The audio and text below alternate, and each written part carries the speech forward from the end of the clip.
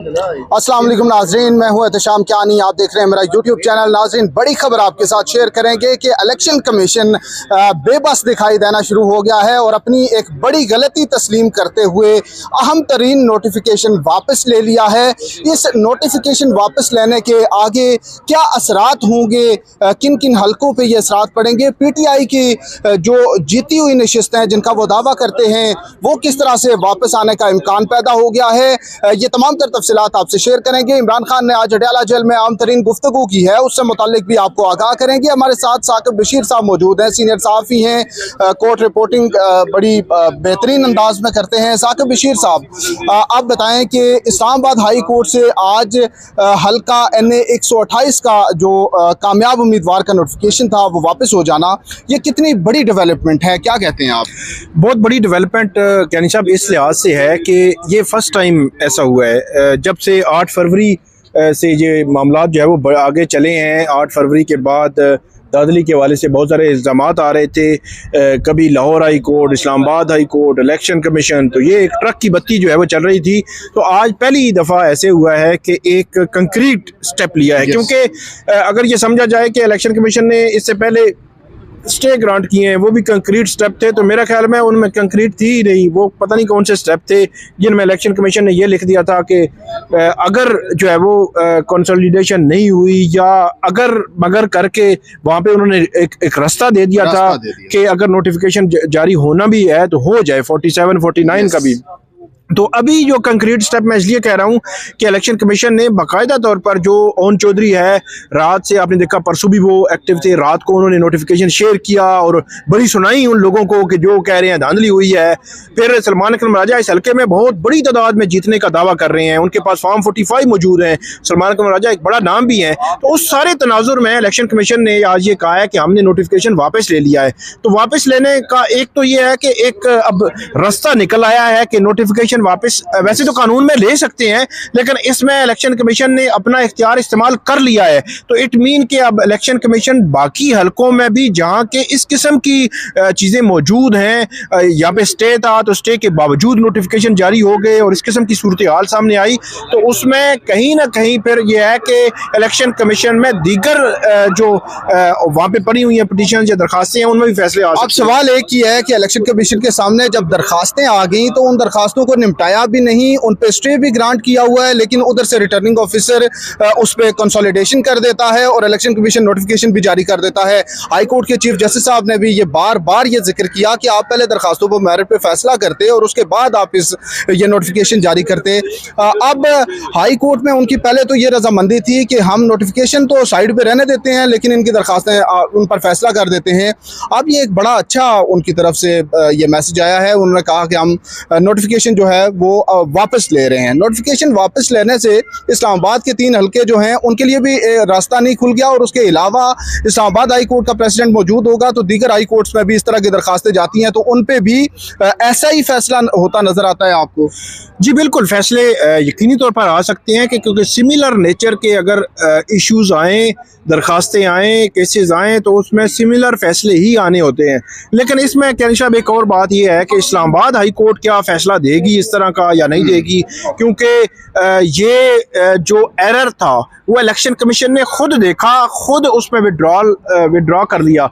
अब जो एरर है वो अगर इस्लामाबाद हाई कोर्ट के सामने ये आ जाता है कि ये एरर मौजूद है तो क्या इस्लामाबाद हाई कोर्ट उस एरर की मौजूदगी में कोई डायरेक्शन, कोई उसको सेटिसाइड कर सकती है? क्योंकि अभी तक की जितनी पिटीशन जहाँ पे आई हैं तो उसमें मैंने देखा है कि 80% कम से कम वो हैं जिनमें इसी किस्म के एरर मौजूद हैं, किसी न किसी सूरत में हुई नहीं है। वो कहते हैं तमाम कंटेस्टेंट्स को आपने बुलाना होता है, लेकिन सलमान अकरम राजा कह रहे हैं, शौकत बसरा अभी कह के गए हैं कि मुझे भी पे बुलाया ही नहीं गया। मैं ऑन ओथ की बात करता हूं, इस्लामाबाद के 3 कंटेस्टेंट जो हैं उनको भी RO ऑफिस के बाहर की वीडियोस मौजूद हैं।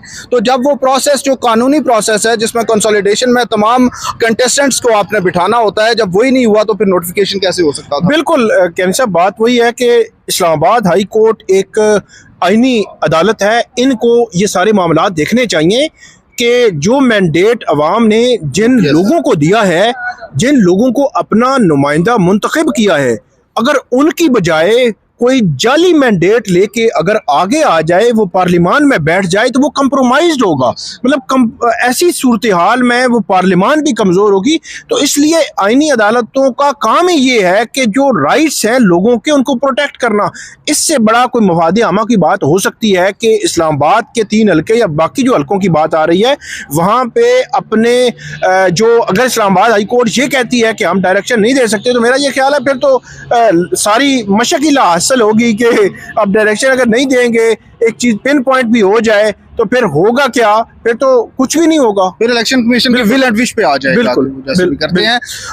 थोड़ा आगे, आपको लगता है कि ये अब एक बार फिर से ये सवाल बरकरार है कि ये रास्ता खुलेगा? क्योंकि ये दावा सिर्फ इस्लामाबाद के 3 हल्कों का नहीं, हर तरफ से यही दावा आ रहा है कि हमारे वोट चोरी कर लिए गए। इंतखाबी नताइज जो फॉर्म 45 के हैं वो हमारे हक में थे, फॉर्म 47 जो जारी हुआ उसमें नताइज तब्दील हुए। आप इस्लामाबाद तो 3 है, रावलपिंडी के 5-6 हल्के, इन तमाम हल्कों में भी यही सिमिलर नेचर का एलिगेशन है। तो आपको लगता है कहीं ये मामला पीछे आता हुआ? नहीं, ये बहुत बड़ा, असल में मैं आपको बताऊं कि ये बहुत बड़ा बहरान क्रिएट हो सकता है।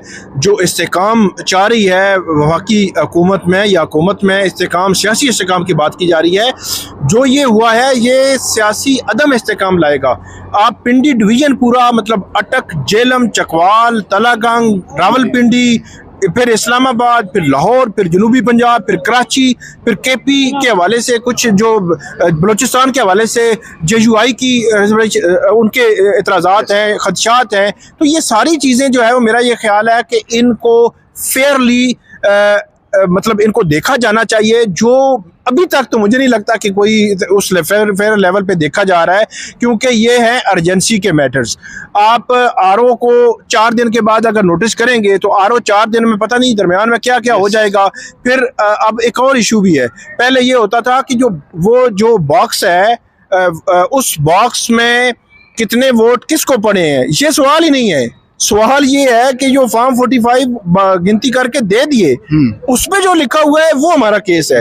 तो ये तकरीबन 90-95% ये केस है कि फॉर्म 45 में जीतने वाला ये कह रहा है कि जी जिसको इलेक्शन कमीशन ने जितवाया है वो उसको साइड पे कर दें। बाकी बंदा कह रहा है, PTI का बंदा कह रहा है जी PTI का जीता, वो दावा कर रहा है। नून लीग का कह रहा है PTI का जीता, TLP का कह रहा है PTI का जीता, जमात इस्लामी का कह रहा है PTI का जीता। तो सिर्फ ये नहीं है कि एक बंदा जो है वो इलेक्शन कह रहा है कि मैं जीता, बल्कि उसके मुखालिफिन भी कह रहे हैं कि वो जीता। तो इस सारे तनाजुर से कैसे इलेक्शन कमीशन निकलेगा? मेरा नहीं ख्याल निकल सकते हैं वो। अच्छा, आप कह रहे हैं कि इस मसले को हल होना चाहिए, तो हल क्या होगा? जिस RO ने नताइज मुबैना है कि उससे तब्दील कर दिए मुख्तलिफ ROs ने, तो अब किस तरह से वो वापस अपने नताइज से हट के फॉर्म 45 के मुताबिक अगर उनके नताइज गलत है तो उस पर कैसे जाएगा? इलेक्शन कमीशन अपने नोटिफिकेशन जारी कर चुका है, तो ये अच्छा है कि उन्होंने वापस ले लिया, लेकिन RO के फैसलों को किस तरह वापस ले सकता है इलेक्शन कमीशन? इख्तियार होने के बावजूद भी अब चूँकि इलेक्शन पे एक सवालिया निशान खड़ा होगा। मेरा एक सवाल है, इस पर आप किस तरह रिस्पॉन्ड करते हैं? क्या साहब, बात ये है कि आप सैंपल के तौर पर 3 इस्लामाबाद के हल्के उठाएं, तमाम कैंडिडेट्स जो हारे हुए हैं उनको भी बुलाएं, उनके फॉर्म 45 भी लें, इकट्ठे करें, और उसके बाद RO के फॉर्म 45 और उसका भी इकट्ठे करें। मेरा ये ख्याल है कि दूध का दूध और पानी का पानी हो जाएगा। और जब ये हो जाए तो उस RO के खिलाफ सख्त एक्शन होना चाहिए। जिस RO ने मैंडेट चोरी करने में किसी की मुआवनत की और खुद जो है अलाकार बना, बहुत सारे हो जाएंगे। मतलब जितने भी हो जाएं, जब तक कि ऐसे मामलात को नहीं रोका जाएगा तब तक चीज़ें आगे नहीं बढ़ेंगी। अच्छा, इमरान खान साहब ने आज थोड़ा सा वो एक स्टेप आगे गए हैं। उन्होंने कहा कि जमीयत उलमा इस्लाम के साथ भी हम बात करेंगे, और जो जो जमातें धांधली के खिलाफ खड़ी होती हैं, एहतजाज में जाना चाहती हैं, उन तमाम जमातों के साथ उन्होंने मैंडेट दिया है अपने पार्टी रहनुमाओं के कि आप जाके उनसे बात करें, कोई लाया अमल तय करें। इमरान खान साहब कोई प्रोटेस्ट की तारीख भी देंगे। तो इन तमाम चीज़ों को किस तरह देखते हैं?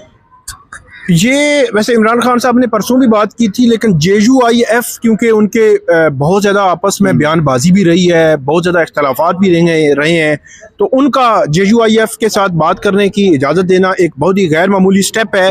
और यकीनी तौर पर अब ये बात किस तरह होगी, कैसे होगी, किन टर्म्स पे होगी, एहतजाज होगा, नहीं होगा, इकट्ठे एहतजाज होगा या क्या होगा, ये अब देखने वाली बात है।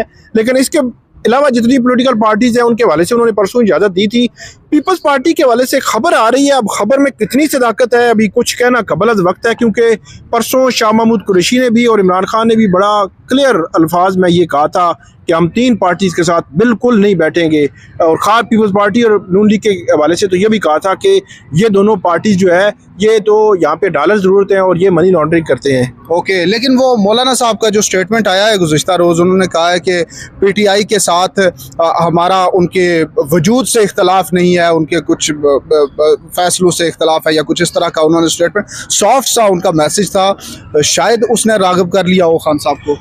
जी, सॉफ्ट सा ही मैसेज था। इसके पहले जो है वो हार्ड मैसेज ये होता था कि इमरान खान मौलाना डीजल पकारते होते थे और मौलाना वो जो है उनके वो जोधी एजेंट कहते थे। मतलब वो कहते हैं कि हार्ड इतना रखें कि वापसी भी हो सके, तो सॉफ्ट भी इतना ही रखें कि आप फिर हार्ड की तरफ जाना पड़े तो वो कर सकें।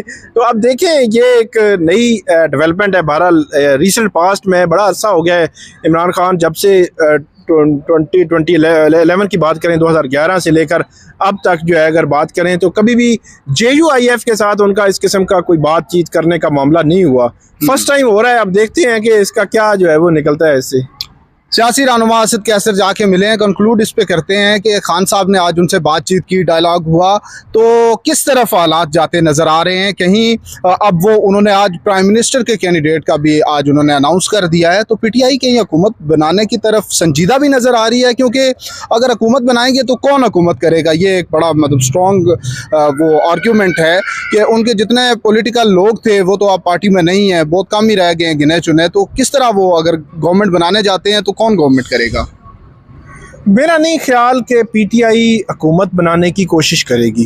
प्राइम मिनिस्टर की नामजदगी एक सिंबॉलिक भी होती है, बेशक हारना भी हार भी रही हो पार्टी तो वो करते होते हैं, क्योंकि वो एक बड़ी पॉलिटिकल पार्टी है।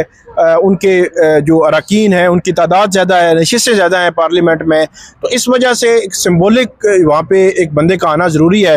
फिर उस सिंबॉलिक को आप इस तरह भी ले सकते हैं कि वो एक पैगाम भी हो सकता है कि अब देखिए दो इंतहाएँ हैं, अली अमीन गंडापुर की इंतहा है, एक उमर अयूब की इंतहा है, तो दो इंतहाएँ जो है हो सकता है एक हार्ड तो एक सॉफ्ट पैगाम है कि दरमियान में हो सकता है कोई ऐसा रास्ता निकालने की में भी हो सकता है कोशिश हो रही हो। सही, साकिब बशीर साहब बहुत शुक्रिया। नाज़रीन, ये तमाम पहलुओं का यहाँ पे बड़ा कॉम्प्रिहेंसिवली हमने अता करने की कोशिश की है। अब तक के जो डेवलपमेंट्स थी उनसे मुतालिक मज़ीद भी आपको अपडेट रखेंगे। वीलॉग अच्छा लगे तो अपना फ़ीडबैक दीजिएगा और साथ ही हमारा चैनल सब्सक्राइब करें, बेल आइकन का बटन दबाएँ ताकि मालूमात आपके पास बर वक्त आ सकें। बहुत शुक्रिया, हमें इजाज़त दीजिए। अल्लाह हाफ़िज़।